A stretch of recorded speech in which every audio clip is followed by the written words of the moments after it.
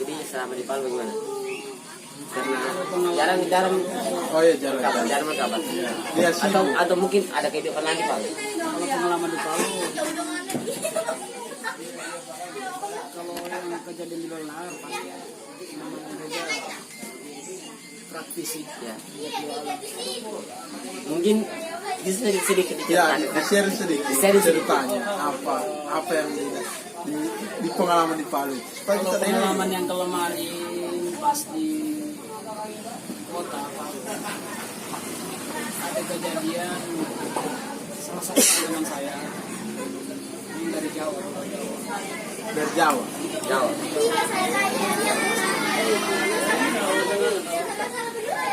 Terus dia sempat Serupa. Kalau lagi. dia Jawanya memang kan bahasa Jawanya bentok kental dia. Oh, terlalu kental ya. Kesurupan itu bentuknya hilang. Produknya hilang.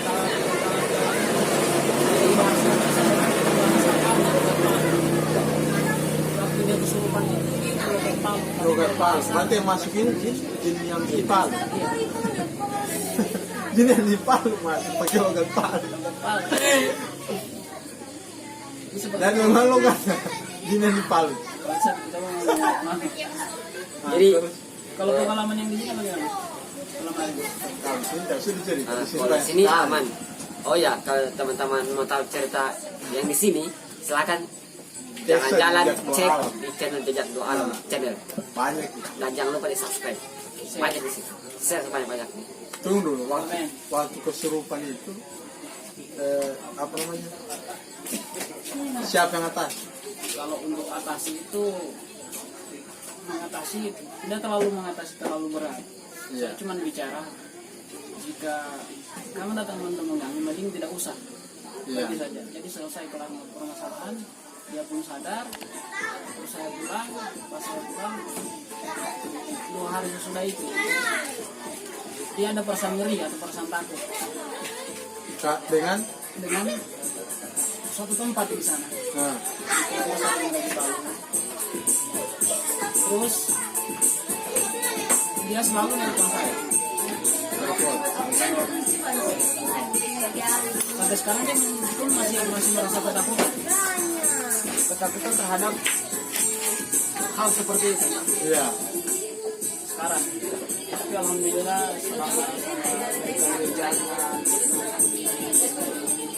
alhamdulillah sudah agak ringan sih. Sudah agak ringan. Alhamdulillah. Jadi sebenarnya yang ini yang sebenarnya yang perlu kita pertanyakan, permasalahan masalah kemasukan, kerasukan itu kira disebabkan apa? Apa sebenarnya yang terjadi? Memang murni karena jin yang masuk atau ada gangguan pikiran? Kalau secara saya sendiri pribadi ada dua hal. Salah satunya pikiran dan juga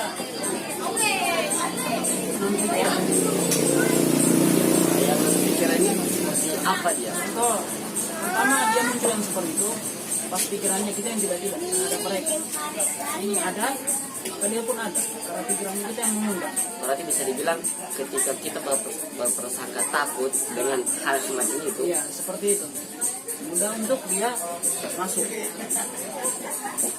Iya. Kalau bahasa Jawanya rogo suku. berarti ente ini sudah Mau jadi orang jauh nanti. Tunggu begitulah. Seperti itulah. Lama-lama tidak pulang ke kamu lagi, ke jauh nanti. Jadi orang jauh nanti. Jadi seperti itu kalau kata. Jadi sebenarnya begini, kalau yang menurut yang saya sebenarnya kita beralih ke yang kita tidak usah bicara tentang ini apa masalah kerasukan dipengaruhi oleh pikiran.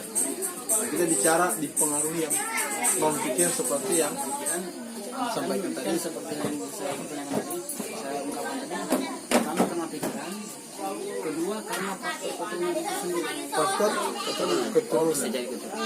Itu yang bagaimana lagi? Kalau keturunan itu kalau penjelasan kemarin yang saya tahu itu kebanyakan yang tadi perjanjian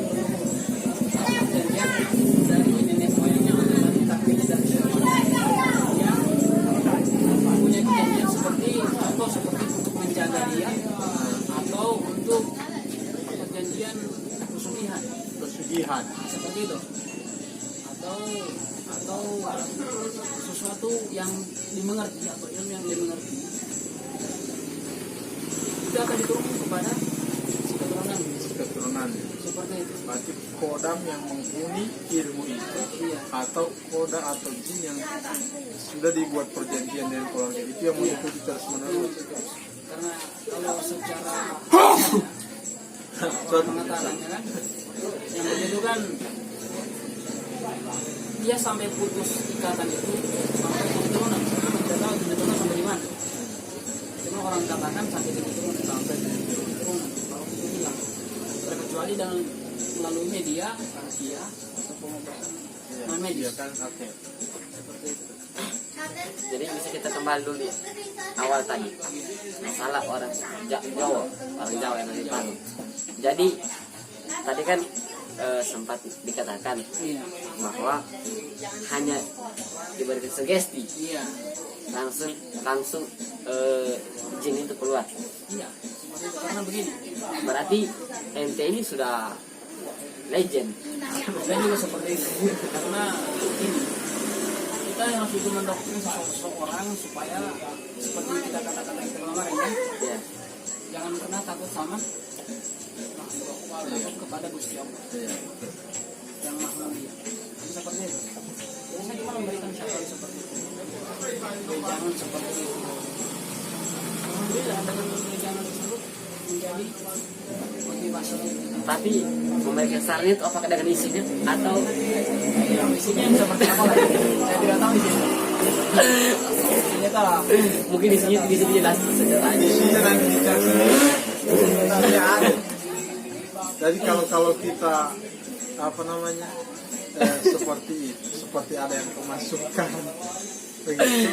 Intinya kalau kita seperti orang awam, Ya. orang awam itu berarti bukan tidak tahu, tapi Belum tahu. bukan berarti bodoh, tapi belum tahu. Belum tahu. Sebelum dapat.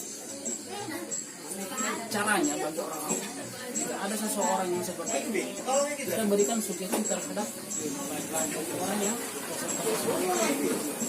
sugesti baca ini atau baca yang itu atau gimana terserah, yang penting sugesti supaya rasa takutnya itu akan hilang, muncul rasa berani, dan terus rasa beraninya itu yang akan melawan tersebut. Makanya kalau yang menurut saya, jadi pada dasarnya jin ini mereka ini sebenarnya masuk ke tubuh manusia memiliki alasan-alasan tertentu. Nah, dari alasan inilah yang kita bisa sampaikan ke dia. Misalnya dia alasannya masuk ke dalam tubuh manusia ini karena alasan dia iseng, sengaja mencoba mengganggu macam. Nah, itu kita perlu sampaikan dulu kepada dia bahwa tidak boleh, kan seperti itu kan, tidak boleh saling mengganggu antara makhluk, antara kalian dan dia. Nah, ketika dia artinya tidak mendengar apa yang kita sampaikan, dia hanya melawan. Nah, kita berikan sugesti yang sedikit sedikit kasar atau dengan isinya. Masalah isi saja yang jelas tetap kita sampaikan dakwah kepada dia bahwa ketika kalian melakukan seperti ini berarti kalian telah melakukan kezaliman. Nah, sehingga silakanlah keluar. Itu secara syar'inya. Nah, sekarang muncul dua pertanyaan. Misalkan ada salah seorang yang kerasukan. Nah, kira-kira ini kerasukan ini kita pemakan di satu tempat. Misalkan kemah. Iya. Nah, ini kira-kira orang kerasukan ini apakah karena dia membuat satu kesalahan, atau jin ini dengan tujuan tersendiri dia masuk di tubuhnya seseorang ini? Ya. Nah, Bisa jadi seperti itu.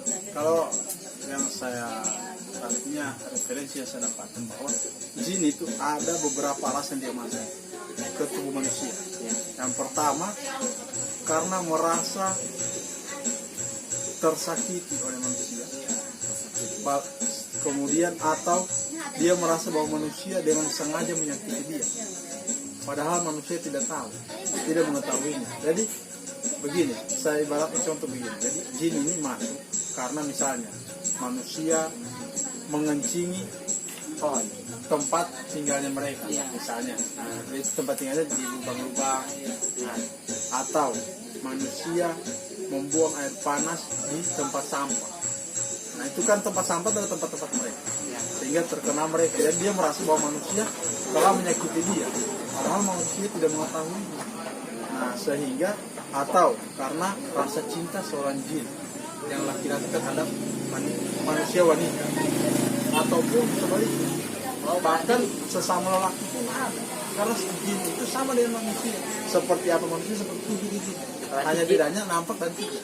Berarti jin juga punya benih-benih cinta. Punya, kadang dia menyukai manusia banyak sekali. Jadi itulah sebab-sebabnya. Dari sebabnya ini kita lihat apa sebabnya dia masuk. Nah dari situ kita kan adanya komunikasi, bertanya ke dia apa sebabnya dia masuk. Kira-kira, Kopinya bung. nah kira-kira apabila Coba cek. Cek dulu. oke, Cek dulu. oke teman-teman, silahkan lanjut dan jangan lupa di subscribe channel saya Tiandar. Oke, saya Tiandar, dan mampir di Cecep Doang channel. Dari mana saudara? Kalau menurut saya apa yang saya sampaikan itu memang secara Kadang juga ada jin yang sengaja mengganggu. seperti tadi yang saya sampaikan. Jika ada yang seperti itu, dilakukan seperti itu. Ya, saya rasa awalnya adalah bagaimana kita harus berkomunikasi. Intinya bukan untuk menggurui apa ya, tapi kita di sini untuk memberitahu bahwa kita itu hidup di dunia manusia saja. Itu menjadi patokan kita. Langkah besarnya kok. Langkah besarnya kok. Allah menciptakan kita manusia. Ya, nah, sulit. Sebenarnya awalnya kita itu harus apa namanya